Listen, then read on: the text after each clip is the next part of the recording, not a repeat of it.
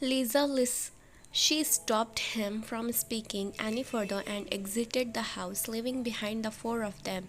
He sighed heavily and sat across Yoongi. You should have told her the truth, Namjoon. Jin sighed and sat beside him. Lisa is, after all, the only one who can help us.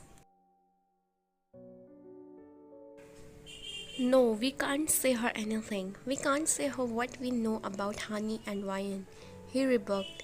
This is what Hani wanted. Lisa and Ryan need to figure things out on their own. Well, what now? Also questioned. We have to work according to the plan. Namjoon looked at each one of them and they nodded. Hosok, I hope you are ready with the ingredients and the spell. We begin at midnight, he stated. I'll go check on Ryan, Yoongi announced. Make sure that she is here by midnight, he mentioned. Yes, we can't perform the spell without her, Jin added. Yoongi nodded and walked upstairs. Hosok, have you informed Jungkook and Taeyong about this? I need all of us to be present here when we are performing the spell, he imparted. Calm down, Namjoon. I have done everything that needs to be done, Hosok said composedly. I'll go make some tea for all of us. Jin motioned towards the kitchen.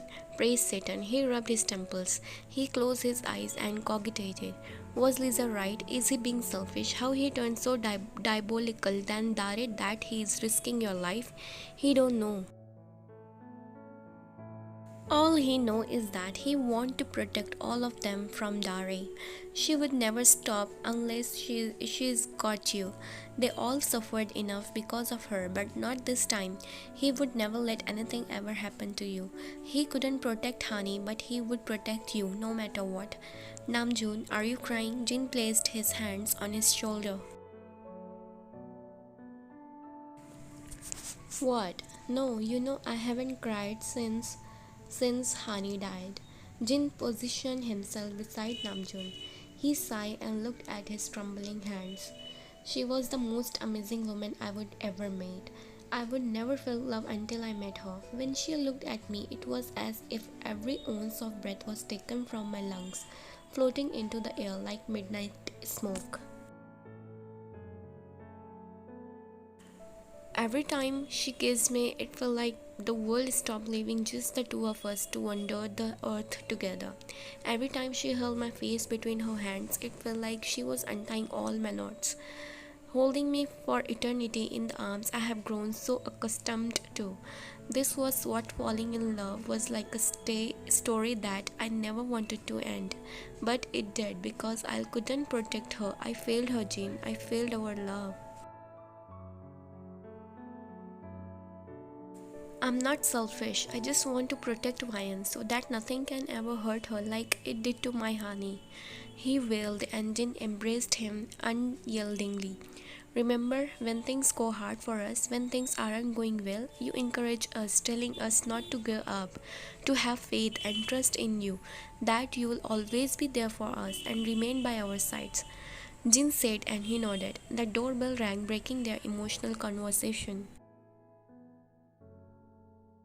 Jin walked towards the front door with a smile on his face and said, We would all do the same for you.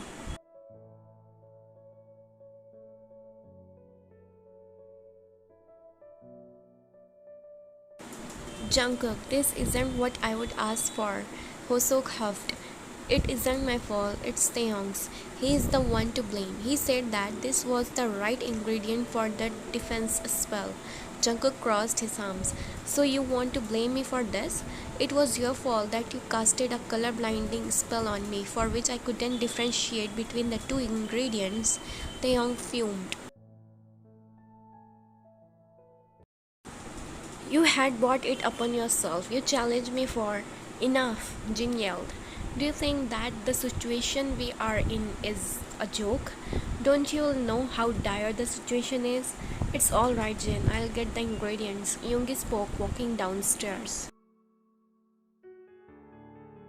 For the love of Satan, please do. We don't have barely full time in our hands. Hosok tensed. Any luck with Ryan? He asked. Hobie shook his head and left. Maybe I could give it a try, Jungkook suggested. If you insist, Jin shrugged.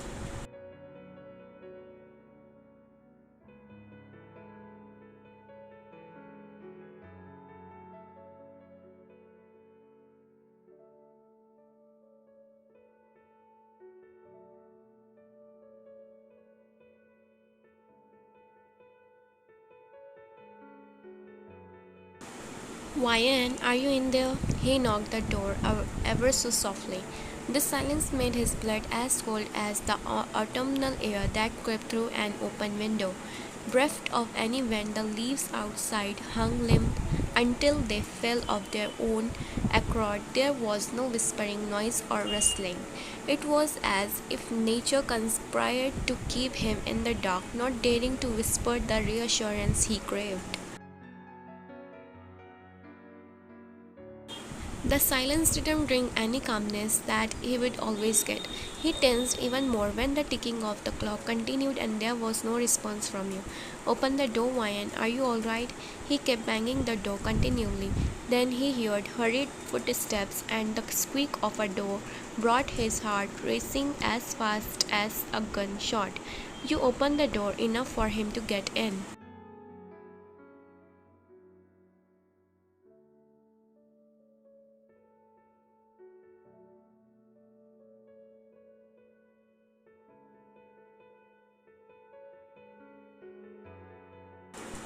You made me worried sick. What on earth took you so long to answer? He paused.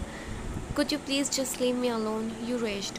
No, I can't, and I wouldn't. He flared. You grunted and swiftly made your way to the bathroom, locking yourself from the inside. Ryan, stop acting puerile.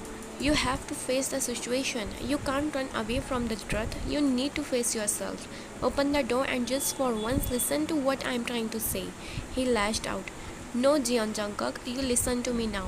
You opened the door harshly and caught hold of his collar. You and your egoistic friends can rot in hell like you have been for so many years. Ryan, he threatened you to stop. Did it hurt, Mr. Johnson? It should, because ever since I have met you all I have gotten is pain, pain, and more pain. You will. He tried holding your delicate arms, but you pushed it away. Don't you dare touch me. You stepped back. Why did any of you have to come in my life? Why did you all have to make my already miserable life even more worse? I was better off without knowing my truth. I was just living my life like everyone else. You screeched. Calm down, Ryan. Stop overreacting. He slowly took a step towards him. What did you? In a swift motion, Jungkook crashed his lips onto yours before you could complete your sentence.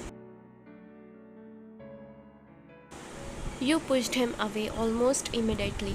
You both stared at each other in an odd way as if it was a silent argument. Both of your glances battled with each other until tears arose and you found both of yourself crying. Why did you do that? You hiccuped, tears rolling down with the same quietness. He sighed, wiping his own tears. I don't know, he said softly and left the room. You sighed when Jungkook left the room. You took a glance over the wall clock and realized you had been sulking for almost a day. As the evening had begun, you got up and headed straight towards the bathroom for a warm shower. There was always something unrealistically relaxing about showers. Just hearing the water reminded you of a peaceful rain. Peaceful rain and the simplest candle scent of cotton mixed with rose blended better than you would expect it. In fact, it was beautiful. The way that clean, refreshing water trickled down every curve consisted of tracing over your skin delicately with no intention to harm you was a feeling that was irreplaceable. It was a strange feeling taking a shower, but it was a good feeling. After the feeling of being alive, being yourself, being yourself again washed over you. You got out and dried up yourself and changed into comfortable clothes.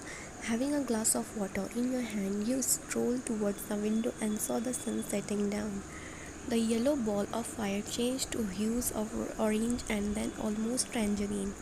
It merged with the sky like juice mixed dissolving in a glass of water. The clouds were cotton candy as though they blushed at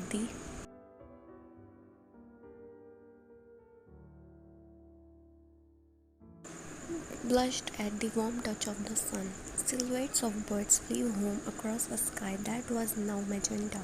The mew of this dusky sky intensified, and in just a while the biggest star had said, giving away. Ryan, would you please come out? Namjoon said, almost tensed. You can't shut yourself from everyone for the rest of your life. Jungkook was right. You had to face the reality, the truth.